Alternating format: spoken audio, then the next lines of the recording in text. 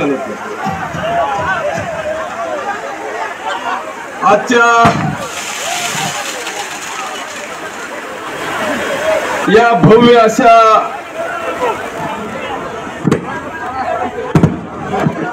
निर्धार मेळाव्यासाठी खास करून उपस्थित असलेले आपल्या शिवसेनेचे नेते,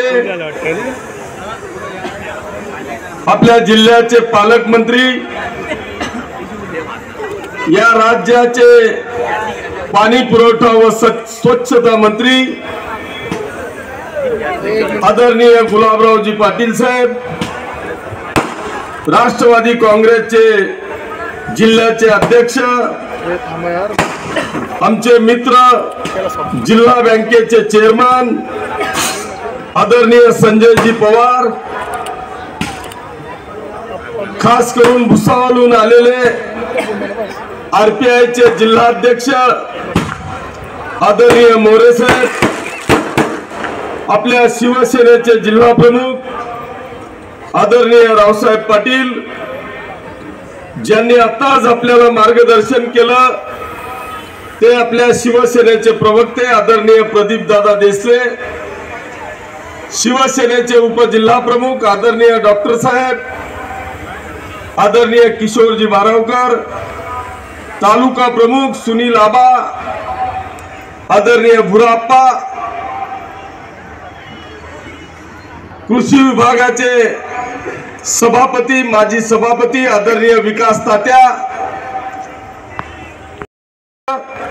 आदरणीय राजूजीभू, पाचोरा बाजार समितीचे सभापती आदरणीय गणेश बापू, युवा सेनेचे जिल्हाध्यक्ष लकीचंद भाऊ, जितू भाऊ जैन,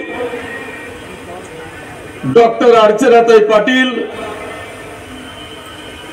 जिनी आपल्याला सगळ्यांना मंत्रमुग्ध केलं। माझ्याही डोळ्यातून अश्रू आणले। मी सगळ्या लाडक्या बहिणींच्या बरोबरच माझी लाडकी मुलगी डॉक्टर प्रियंका पाटील,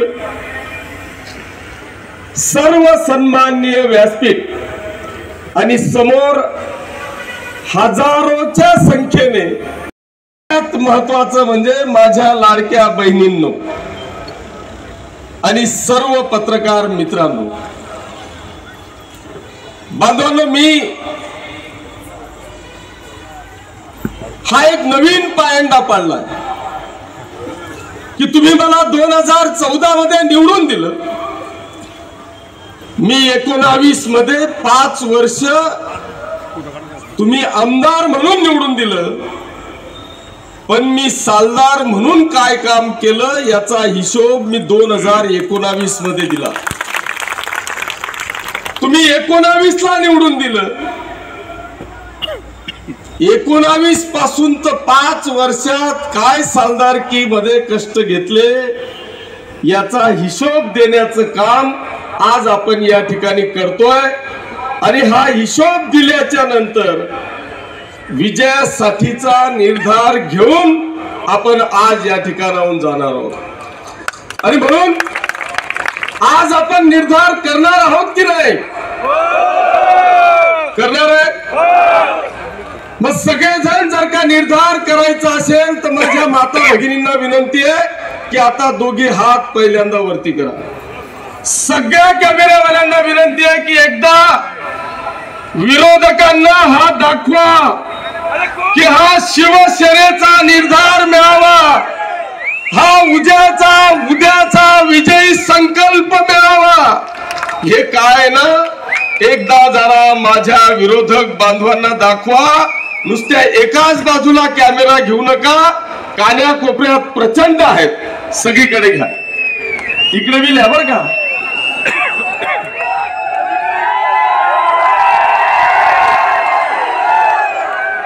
आणि आता बस आदुकी येतील ल्या खाली। आणि आता एवढा मोठा विजयाचा निर्धार आपण इथून आपल्या सगळ्यांचे आशीर्वाद घ्यायला तर गावोगावी येणारच आहे, पण एवढा कुठेच भेटणार नाही असं आज चित्र आहे. म्हणून मी आता तुमचा सगळ्यांचा आशीर्वाद नतमस्तक होऊन या ठिकाणी घेतोय.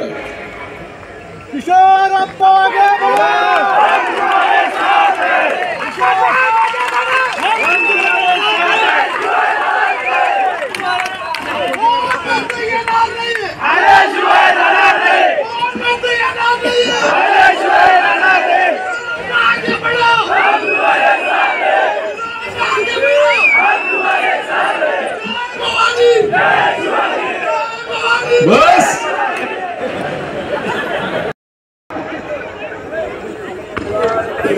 माझ्या मुलीने जे काय सांगितलं की मी गेल्या 25 वर्ष झाली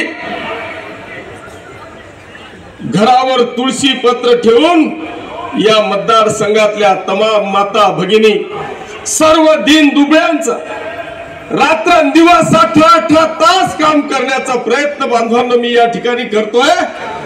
आणि तेच तिच्या डोळ्यामधले अश्रू आपल्याला सगळ्यांना सांगत होतं की आम्ही आमच्या लहानपणापासून आमच्या वडिलांनी किती वेळ दिला. आणि तिने सांगितलं की आमचे वडील नेमकं काय करतायत. आणि तिला आजचं चित्र पाहून तिच्या डोळ्यात अश्रू अनुभवावर झाले आणि तिने सांगितलं की आज मला पटलं की माझा बाप काय करत होता ते चित्र आज दिसलं. आणि म्हणून बेटा तू काळजी करण्याची गरज नाही. या तुझ्या बापाचा हा सगळा मायबाप या ठिकाणी उपस्थित आहे. एक बहीण नाही आहे फक्त राजकारणात, ती अशी माझी कायम स्वरूपीच बहीण आहे. पण या सगळ्या हजारो लाडक्या बहिणी या तुझ्या बापाच्या पाठीची आहेत. तू काळजी करण्याची आवश्यकता नाही. हे जे काय चित्र आहे ना हे आज तुला सांगून जात आहे. उद्याच्या विजयाची काळजी करू नको. अरे उद्या काय होईल मला माहित नाही, पण हे जे काय माझ्या बहिणींनी मातांनी भावांनी आज जे काय हा दाखवलेलं चित्र आहे ना हाच माझा आजचा विजय हे या ठिकाणी दाखवून दिलेला. बांधारा या किशोरप्पांनी गेल्या 25 वर्षांमध्ये रात्रंदिवस 18 तास काम करण्याचा प्रयत्न केला. या 10 वर्षामध्ये अरे या पाचोरा आणि भडगाव मतदारसंघाच्या इतिहासामध्ये जे कोणी स्वप्नातही पाहिलं नव्हतं ना ते स्वप्न साकार करण्याचं काम या तुमच्या आमदारांनी बांधवांनो या ठिकाणी केलं. बांधवांनो या 5 वर्षामध्ये मी मागच्या वेळेस 700 करोड रुपयाची कामं केली. 700 करोड रुपयाची कामं केल्याच्या नंतर मी जेव्हा हिशोब दिला ना अरे 90% लोकांनी या किशोरप्पाची पाठ कौतुकाने थापटली. पण याच्यातले काही 10% नतद्रष्ट होते की त्या 10% लोकांवर डोळ्यांवर पट्टी होती. ते विजयाचं किंवा तुम्ही केलेल्या विकासाचं कौतुक करत नाही, अर्थात त्यांच्याकडून कधी अपेक्षाही नाही. ते 10% लोक सांगत होते 700 करोड रुपयाची कामं केली, गुणीला 5% म्हणजे किशोरप्पांनी का 35 करोड रुपये कमवले. आता त्यांना मला सांगायचंय तेव्हा 700ची कामं होती, आता 4 पटीची कामं केली 3000 करोड रुपयाची. आता जर कॅल्क्युलेटर असेल ना तर आता भी गुणाकार करून घ्या, कारण याला दुसरं दिसणारच नाही. हे बांधवांनो या मतदारसंघामध्ये आम्ही ज्या पद्धतीचं प्लॅनिंग केलं, मी राजूला वचननामा सांगितला, मी मागचा वचननामा आणला की मी जो मागचा वचननामा दिला त्याच्यातलं नेमकं मी काय काय केलं काय काय राहिलं हे मला सांगायचं. रावसाहेबजींना म्हटलं होतं वचननामावर जरा टिकमार्क करावं काय काय राहिलंय. जीवू म्हणे सगळंच वेगळे काहीच राहिलं नाही. म्हणतो मग अजून काय टाकायचं आहे. म्हणजे ते वचननामा काय देणार आहे ते पण झालंय. बांधाने मी या पाचोरा आणि भडगाव मतदारसंघामध्ये खऱ्या अर्थाने या संपूर्ण शेतकरी बांधवांच्या आपल्या जीवनामध्ये पहिल्यांदा बदल घडवण्याकरता ज्या आमच्या खऱ्या जीवनावश्यक गरजा आहेत, आमच्या शेतकरी बांधवांना नेमकं काय पाहिजे, आमच्यामध्ये ताकद आहे, धमक आहे, नैतिकता आहे, काम करण्याची दानत आहे, पण आम्हाला 3 गोष्टींची आवश्यकता आहे. एक, शेताला वीज द्या, शेताकरता पाणी द्या आणि शेतात जाणारा रस्ता द्या. याच्या पलीकडे आम्हाला काही नको आहे. बांधाला हा पाचोरा तालुका धड बागायतही नाही आणि धड कोरडवाहूही नाही. मी पहिल्यांदा पाणी निर्माण करण्याचं काम केलं. बांधानं या पाचोरा आणि भडगाव मतदारसंघातले जेवढे नाले खोले, जेवढ्या 3, 4, 5 नद्या आहेत, बवडा आहे, तितूर आहे, हिवरा आहे, गळतगाळ आहे, अग्नावती आहे, या सगळ्या नद्यांवर दर 1 किलोमीटरच्या आड जवळपास 100 बंधारे बांधले. आज तुमच्या शेतातून निघणारा प्रत्येक पाण्याचा थेंब बांधवांनो पहिल्यांदा अडवायचा प्रयत्न केला. अरे ज्या शेतात माझी माता भगिनी काम करायला जायचं असेल आणि भाकर खायला सुद्धा माझ्या विहिरीत पाणी मिळणार नाही म्हणून डोक्यावर घागर घेऊन ती शेतात जायची. आज त्या शेतातला माझा शेतकरी बांधव फळबाग करतोय, केळीची बाग लावतोय, याचा मला सार्थ अभिमान आहे. मग पाण्याची निर्मिती झाली, मग विजेचा लपंडाव चालू झाला.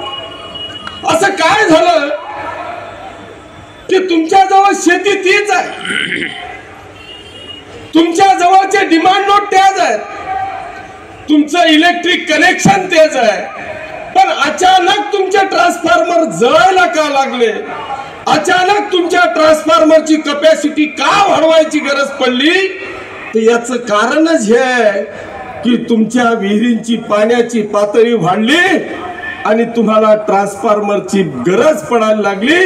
बांधवांनो, या मतदारसंघामध्ये तुमच्या आपल्या या नेत्यांच्या कृपा आशीर्वादाने, गुलाबराव पाटील साहेबांच्या आशीर्वादाने, त्या डीपीडीसी मधून आतापर्यंत या मतदारसंघामध्ये जवळपास 200 संघात आणले आणि प्रत्येकाचे ट्रान्सफॉर्मर बदल करण्याचा प्रयत्न केला. आता सुद्धा 8 दिवसापूर्वी भाऊचं आपलं डोकं लागलं होतं. मी म्हटलं तुम्ही मला रस्त्याला एक काम देऊ नका, पण मला MSCB करता कमीत कमी 3 करोड रुपये लागतील. भाऊ म्हणे कथाही देऊ, म्हणतो कुठून मी दे. 1.5 करोडले म्हणतो जमणार नाही, ते 1.5 करोड मी तूच ठिले. बावले वाटणे याला खटका पडेल. 5 मिनिटं मा आमचा विश्वनाथ भाऊचा फोन आला, जाऊ देत आता तुला 3 करोड ना तर 3 करोड ना 3 करोड ना 3 करोड ट्रान्सफॉर्मर दे टाकत दादा. 15 दिवसात तुमचे ट्रान्सफॉर्मर बसायला सुरुवात होईल. आता MSCB हा विषय तुमचा संपलेला आहे. भाऊ, भडगाव तालुक्याची तर अशी कंडिशन होती की तिथं 132 kVA सबस्टेशन नव्हतं.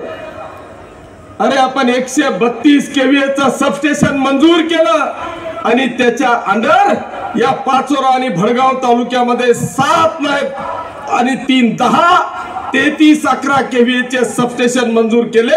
आज या पाचोरा आणि भडगाव तालुक्यातला 100% MSCBचा प्रश्न हा 100% सॉल्व्ह होणार आहे. आता राहिला रस्त्यांचा विषय. भाऊ, आज जर का मी गावात गेलो ना तर फक्त शेत रस्ते आमचे लोक मागतात, बाकी आता कोणताच रस्ता शिल्लक नाही. आहेत का रस्ते कोणते शिल्लक? फक्त शेत रस्ता. त्या शेत रस्त्यामध्ये सुद्धा संपूर्ण मतदारसंघातले भाऊ 700 किलोमीटर रस्ते आहेत. त्या 700 किलोमीटर मध्ये या तुमच्या किशोरप्पांनी 300 किलोमीटर रस्ते मंजूर करून आणलेले आहेत. सुदैवाने दादा भुसे साहेबच आता आपले संपर्क नेते आहेत. त्यांना सांगितलं आता संपर्क नेते आहेत तर तुमच्याकडेच तो विभाग आहे ना, आता काही भी करा ना, अख्खा खोकला मिठात टाका. तेव्हा तू फक्त प्रकरण पाठव, मी सगळेच्या सगळे पाठवून दिले. बांधवांनो, आज त्यांच्या इमर्जन्सीमुळे ते येऊ शकले नाही, बाकी 100% रस्ते तुमचे शेत रस्ते मंजूर करून दिल्याशिवाय मी शांत बसणार नाही, ही ग्वाही बांधवांनो आपल्याला या निमित्ताने मी देतो. आता शेत झालं, पाणी झालं, सगळं झालं, MSCB झाली. आज बांधवांनो, आपल्याला खऱ्या अर्थाने आज संपूर्ण मतदारसंघामध्ये मला पहिल्यांदा या युतीच्या राज्य सरकारचं खास करून या राज्याचे मुख्यमंत्री एकनाथजी शिंदे साहेब, दोघे उपमुख्यमंत्री आदरणीय देवेंद्रजी फडणवीस साहेब, दुसरे उपमुख्यमंत्री आदरणीय अजितदादा पवार आणि महायुतीचे मी मनापासून आभार मानेन की आमचा हा जो काही पाचोरा भडगाव मतदारसंघ आहे, भडगाव तालुक्यातला अर्धा भडगाव जर का गिरणा पट्ट्यातला सोडला तर बांधवांनो माझा हा पाचोरा तालुका हा टंचाईच्या छायेखाली असणारा हा तालुका आहे.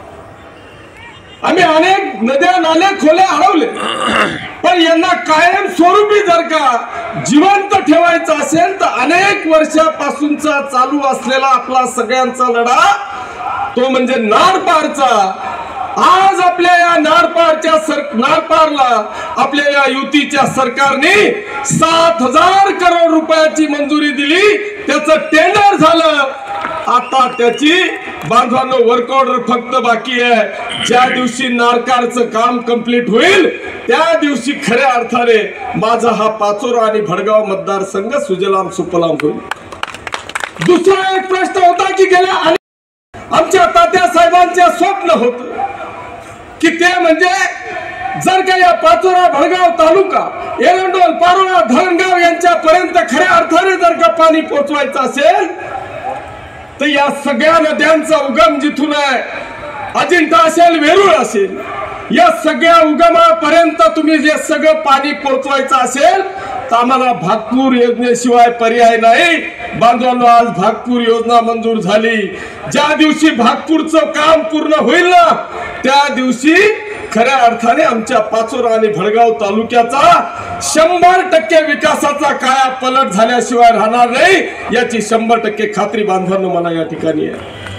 पण मला आज या ठिकाणी सांगायचं की आम्ही गेल्या अनेक वर्षापासून बलून बंधारे वागतोय की एकदा आता नारपार मंजूर झाली असं गृहीत धरू, पण ते नारपार मधून येणारं पाणी नेमकं आम्ही कुठे अडवायचं हा आमच्या समोरचा प्रश्न आहे. गेल्या 25 वर्ष झाले आम्ही ऐकतोय की बलून बंधारा बलून बंधारा. अरे ते बलून बंधारा तर एक स्वप्न आहे. आम्हाला खऱ्या अर्थाने जर का इथे काही करायचं असेल तर एक शाश्वत विकासाचं काम करावं लागेल. या राज्याचे जलसंपदा मंत्री आदरणीय देवेंद्रजी फडणवीस साहेब, या राज्याचे मुख्यमंत्री आदरणीय एकनाथजी शिंदे साहेब यांना मी विनंती केलेली आहे की हे जे काही बलून बंधाऱ्याचं गाजर आम्ही गेल्या 25 वर्षापासून पाहतोय ऐकतोय ना, हे गाजर आता बंद करा. या बलून बंधाऱ्याचं गाजरचं इस्टिमेट आता 1,500 कोटीवर गेलाय. आम्हाला तुमचे 1,500 कोटी नकोय, आम्हाला फक्त 200 कोटी बलून बंधाऱ्यांचे स्पॉट आहेत. तिथे आम्ही पक्के बंधारे 200 करोड मध्ये बांधतो. 100% माझा पाचोरा आणि भडगाव तालुका हा सुजलाम सुफलाम झाल्याशिवाय राहणार नाही अशी परिस्थिती बांधवांनो या ठिकाणी आहे. या ठिकाणी आमच्या माता भगिनींची लक्षणीय उपस्थिती आहे. सर्व भगिनींना या निमित्तानं मला सांगायचं आहे की मी आतापर्यंतच्या इतिहासात इतका संवेदनशील मुख्यमंत्री माझ्या जीवनामध्ये भगिनींनो मी पाहिला नाही की ज्यांनी खऱ्या अर्थाने या राज्याच्या इतिहासामध्ये या नारी शक्तीचा सन्मान कसा केला हे मला तुम्हाला 5 मिनिटांमध्ये भगिनींनो सांगायचं आहे. आणि या माननीय मुख्यमंत्री महोदयांनी या राज्यामध्ये जन्माला आलेल्या मुलीपासून तर आमच्या आजीच्या शेवटच्या प्रवासापर्यंतची सगळी व्यवस्था आमचे माननीय मुख्यमंत्री महोदयांनी या ठिकाणी केली. अरे इथे मुलगी जन्माला आली की तिच्या अकाउंटवर 7,000 रुपये पडताय. ती अंगणवाडीमध्ये गेली की तिच्या अकाउंटवर 5,000 रुपये पडताय. ती वयाच्या 18 वर्षाची झाली की ती लखपती दिदी बनते. तिच्या अकाउंटवर 1,01,000 रुपये जमा होत आहे. अशा पद्धतीची व्यवस्था आमच्या कन्येसाठी त्यांनी केली. ती 18 वर्षाची झाली की ती उच्च शिक्षणाला जाते. ती उच्च शिक्षणाला जर का जायचं असेल तर इथे अनेक आमच्या मोलमजुरी करणाऱ्या गोरगरीब शेतकऱ्यांच्या माया भगिनी पत्नी सौभाग्यवती या ठिकाणी आहे. यांना देखील वाटतं की माझी मुलगी डॉक्टर व्हावी, माझी मुलगी इंजिनियर व्हावी. असे अनेक माता भगिनी आमच्या मुलीच्या बद्दल स्वप्न पाहतात. आणि पैसा नसला की ती विचार करते की जाऊ दे हे परक्याचं धन आहे, हिचं लग्न करून आपण रवाना करू बांधवांनो, ह्या विचारामध्ये आमच्या एका मुलीने अनेक इच्छा व्यक्त करत होती की मला डॉक्टर व्हायचंय, पण तिच्या आई वडिलांची मजबुरी पाहून तिचं स्वप्न साकार होणार नाही अशी तिने मनस्वी इच्छा व्यक्त केली. भगिनीनो, आमच्या त्या लाडक्या दिदीने 12वीला चांगले टक्के असताना सुद्धा फक्त आई वडिलांची परिस्थिती नाही म्हणून स्वतःच जीवन संपवलं आणि स्वतःच जीवन संपवलं. अरे, या राज्यामध्ये किती संवेदनशील मुख्यमंत्री असावा ना, याचं उत्तम उदाहरण म्हणजे एकनाथराव संभाजी शिंदे, ज्यांचं नाव मुख्यमंत्री एकनाथ शिंदे. त्यांनी ती न्यूज 12 वाजता पाहिली आणि 2 वाजता शिक्षण मंत्री आदरणीय चंद्रकांत दादा पाटील साहेबांना फोन केला आणि मला सांगितलं, त्यांना सांगितलं की मला उद्या सकाळी कुठल्याही परिस्थितीत या महाराष्ट्रातल्या तमाम आमच्या विद्यार्थिनींना मोफत शिक्षण द्यायचंय, उच्च शिक्षण द्यायचंय. या सगळ्या भगिनींना जर का उच्च शिक्षण द्यायचं असेल तर याच्यासाठी किती खर्च लागणार आहे याचा मला सगळी तपशील द्या. बांधवांनो, दुसऱ्या दिवशी भगिनींनो, दुसऱ्या दिवशी आमच्या या एकनाथ शिंदे साहेब आणि युतीच्या सरकारने दुसऱ्या दिवशी निर्णय घेतला, या महाराष्ट्रातल्या 100% भगिनींना आता मोफत उच्च शिक्षण चालू झालंय. आता रुपया देण्याची आवश्यकता या ठिकाणी नाही. मग ती 21 वर्षाची झाली की मग पाहायचंच काम नाही. तुम्ही तर मग मुख्यमंत्र्याच्या लाडक्या बहिणी बनल्या. 60 वर्षाच्या झाल्या, 65 वर्षाला लाडकी बहीण बंद, संजय गांधी श्रावण बाळ चालू, शेवटच्या रामबोलो पर्यंत बांधा झाला. बरं, 60 वर्षाची झाली, तुम्हालाही वाटतं ना मी कुठतरी फिरून येऊ, पण परिस्थिती नाही. मग काय करायचं? तर तीर्थयात्रेसाठी 30,000 रुपये तुमच्यासाठी मंजूर केले. आता एक अयोध्येची ट्रेन गेली, भाऊ 800 महिला गेल्या, त्याच्यातल्या 100 आमच्या होत्या. त्या 100 भगिनींनी काय करावं? मी ते व्हिडिओ पाहिले. पुरी ट्रेन भर फक्त एकनाथ शिंदे साहेब आणि किशोरप्पा 2च जणींना जप चालू होता. त्यांना प्रत्येकीला बसवलं, माळा दिली. मी इथून एसट्या करून दिल्या, मस्त आरामात गेल्या, एसी रेल्वे. आता पुढचं महालक्ष्मीचा टूर आहे, सगळ्यांनी भजन गाऊन हे करत गेले. आणि इतक्या महिला भगिनी आमच्या खुश झाल्या, इतक्या खुश झाल्या की त्या आता नवरानं बी ऐकायला तयार नाही. भाऊ, कालचं उदाहरण मी तुम्हाला एक सांगतो. मी सारव्याला गेलो, गुड्याची सभा झाली, सारव्याला गेलो. माता भगिनींनो ऐका, एकदम भयानक किस्सा आहे. मी सारव्याला गेलो, सारव्याचे कीर्तन आटोपलं, माझी सभा चालू झाली आणि मी असंच भगिनींवर बोलायला लागलो. एक जण उभा राहिला. तो उभा राहिला, स्टेजवरच्या आपल्या लोकांना वाटलं चला हा विरोधक आहे, आपण काबरं बोलतोय. हे वरच्या म्हणे बाई नंतर बोलतो, सभा नाही का मग आप्पा बोल. मी म्हटलं नाही बोल द्या, काय म्हणताय ते ऐकू. मग मी उभा केला, म्हटलं बोला दादा. काही म्हणे आप्पा मी उभाठाचा कार्यकर्ता आहे. मग म्हटलं मग तुम्ही जे सांग राहात ना ते बरोबर आहे म्हणे. मी मला बायकोले सांग म्हणे की देख आपण उभाठाला कार्यकर्ता आहे, तू रिकामं काम करू नको, वैशालीताईल मतदान करणं पडेल. तिने डायरेक्ट सांग म्हणे तुला पटी तथा मर, मी मतदान कर सुद्धा किशोरप्पाले आणि एकनाथ शिंदेलेच कर. मायने एखादी व्हिडिओ आहे बरं, सर्वांना गावनीशी सांग राहिलो. मग मी ती ताईला उठाणं म्हणतो, ताई एखादे हा म्हणे मी आहे म्हणतो. ताई भाषण मला कार्यक्रम संपला की मी तुला एकदम जोरमा सत्कार करणार आहे, असाच दणका देवाना म्हणतो. येस बघा, आज अशी परिस्थिती आहे, तुम्ही समजून घ्या. हे जे विरोधक सांगताय ना की आमचं सरकार आलं की आम्ही 3,000 रुपये देऊ, अरे हे स्वप्न पाहणं बंद करा. हे एकनाथ शिंदे साहेब मुख्यमंत्री आहे ना, या त्यांच्या लाडक्या बहिणींनीच होतील. हा इथं येणारा बोनस आहे, नुसत्या यांनीच मुख्यमंत्री करतील, आपलं सगळं बोनस राहील भाऊ. त्याच्यामुळे विरोधकांना तुम्ही ते स्वप्न पाहणं बंद करा. आज जर का तुम्ही पाहिलं तर आज या ठिकाणी माझ्याजवळ काय लाडक्या बहिणींची संख्या किती आहे माहितीये? तालुक्यातली लाडक्या बहिणींची संख्या 69,206. बडगाव तालुक्यातली संख्या आहे 18,384. दोन्ही टोटल मारा बरं. 69 आणि 18.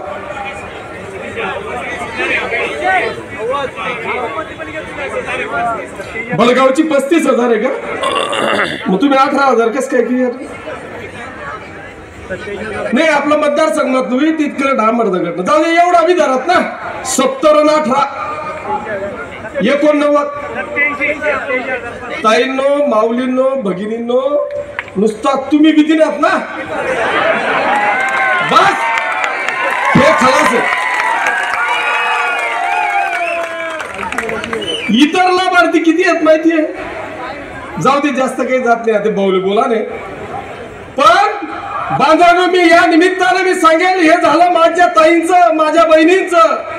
पण या ठिकाणी अनेक विरोधक उठले. जेव्हा त्यांच्या पायाखालची वाळू घसरायला लागली त्यावेळेस हे म्हणायला लागले की आता ठीक आहे, बहिणींचं केलं, माझ्या भावांचं काय?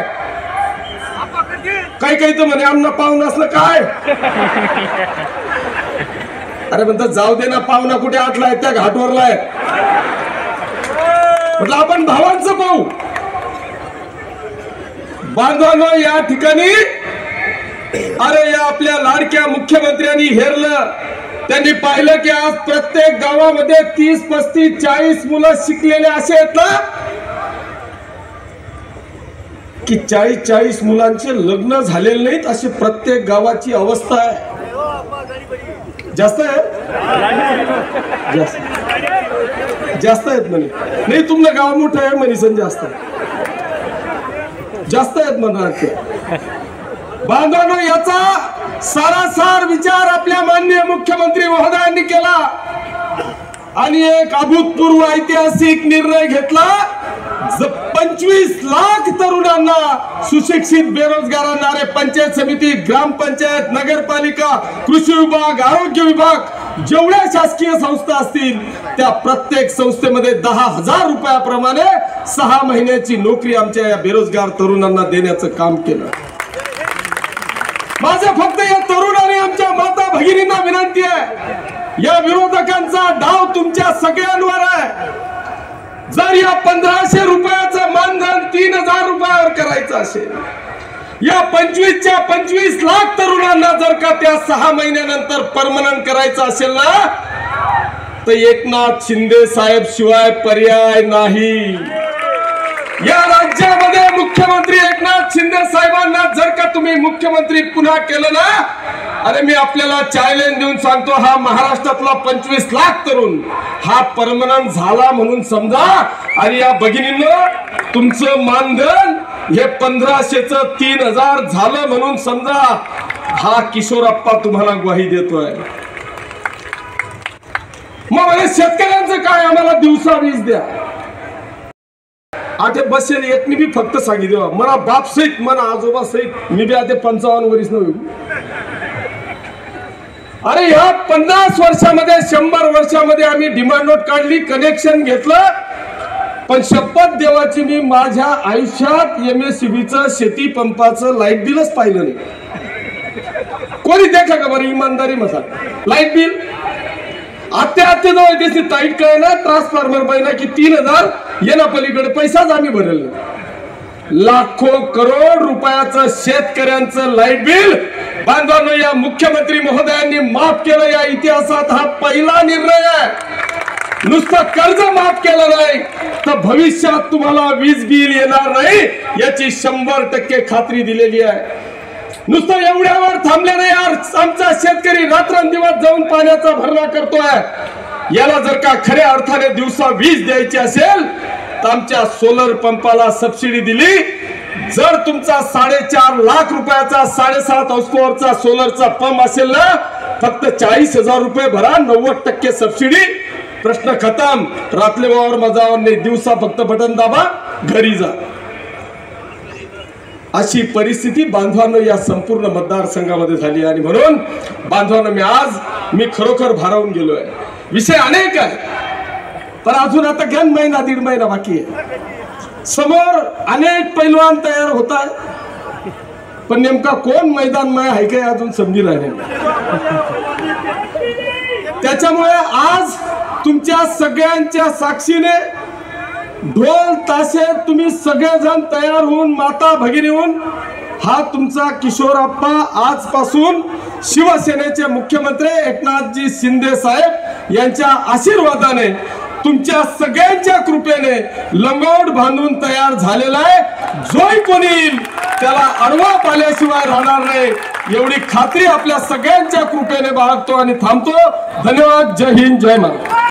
घटनेचे घटनाकार डॉक्टर बाबासाहेब आंबेडकर, श्री शिक्षण पुरस्कर्ते महात्मा फुले सावित्रीबाई फुले, महर्षी वाल्मिकी, संत रोहिदास, अहिल्याबाई होळकर एकलव्यांना स्मरून आजच्या या विजयी संकल्प मेळाव्याच्या निमित्तानं उपस्थित असलेले आपल्या होणाऱ्या पाचोऱ्या तालुक्याचे भावी आमदार आदरणीय किशोरप्पा पाटील, व्यासपीठावर उपस्थित असलेले राष्ट्रवादीचे जिल्हाध्यक्ष संजयरावजी पवार, आरपीआयचे जिल्हाध्यक्ष मोरे साहेब, रावसाहेब पाटील, सगळ्यांचं नाव घेण्याची इच्छा आहे पण कमी ओव्हरमध्ये जास्त रन काढायचे असल्यामुळे सन्माननीय व्यासपीठ, समोर बसलेल्या माझ्या बंधू भगिनींनो, मातांनो आणि चोरून ऐकणाऱ्या माझ्या बांधवांनो,